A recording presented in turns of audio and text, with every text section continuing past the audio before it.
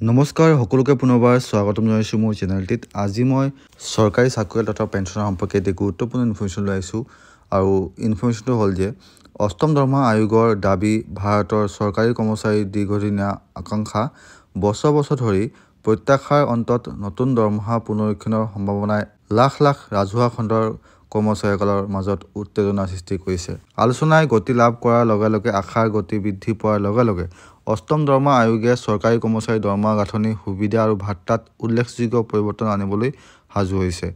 আগন্তুক পে কমিশ্যনৰ বিষয়ে আৰু ইয়াৰ অৰ্থ সমগ্ৰ দেশৰ কৰ্মচাৰীসকলৰ বাবে কি সেই বিষয়লৈ আপুনি জানিবলগীয়া সকলো কথা ইয়াত উল্লেখ কৰা হৈছে।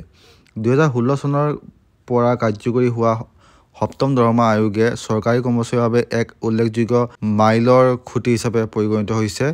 বিভিন্ন বিভাগৰ দৰমহা আৰু ভাত্তা সংশোধন কৰিছে, কিন্তু মুদ্ৰাস্ফীতি বৃদ্ধি পোৱাৰ লগে লগে আৰু জীৱন যাপনৰ ব্যয় বৃদ্ধি পোৱাৰ লগে লগে চৰকাৰী কৰ্মচাৰীসকলে আন এক দৰমহা পুনৰীক্ষণৰ প্ৰয়োজনীয়তাৰ কথা ক'বলৈ গৈ আছে।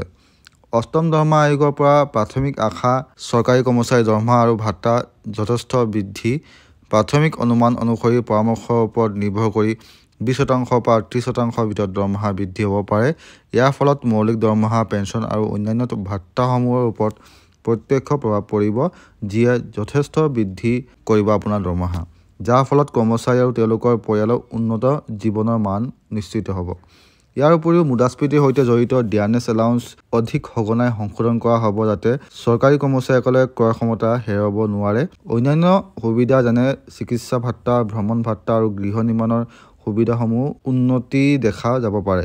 অষ্টম দৰমহা আয়োগৰ পৰা লাভৱান হ'বলৈ থিয় দিয়া এটা মূল গোট হ'ল পেঞ্চনাৰ।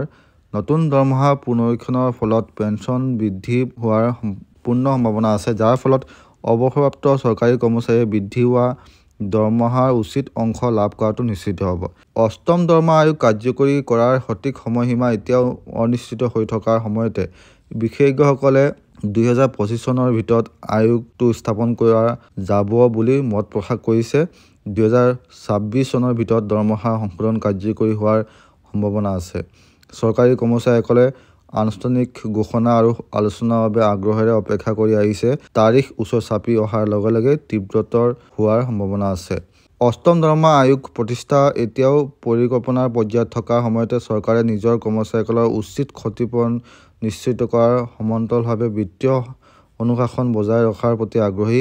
এই ভাৰসাম্যই দৰমহা বৃদ্ধি আৰু অন্যান্য সুবিধাসমূহৰ পৰিসৰ নিৰ্ধাৰণৰ মূল চাবিকাঠি হ'ব। এয়া আছিল আজিৰ ইনফৰমেশ্যন। আশা কৰিছোঁ আপোনালোকে মোৰ ভিডিঅ'টি চাই উপকৃত হৈছে। লগ পাম আন এটি ভিডিঅ'লৈ, তেতিয়ালৈকে ষ্টেফিছ টেল। Bye bye. জয় অসম, জয় হিন্দ।